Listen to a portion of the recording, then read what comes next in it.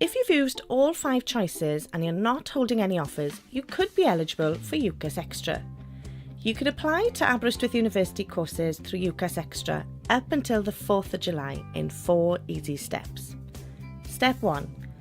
Find a course you want to apply for. Use the UCAS search tool to find courses that have places available in Extra. Contact Aberystwyth University to check if they will consider you and ask any questions you have. Step 2. Apply for the new course. Add the course details in Track.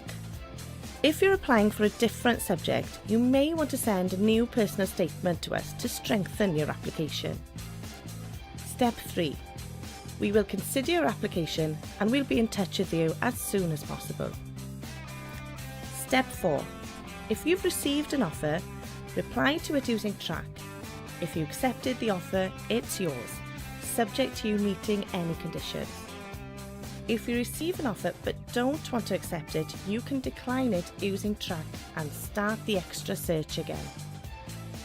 If you're not offered a place, you can start the Extra process again and keep going until you get a place or until it closes on the 4th of July. Good luck!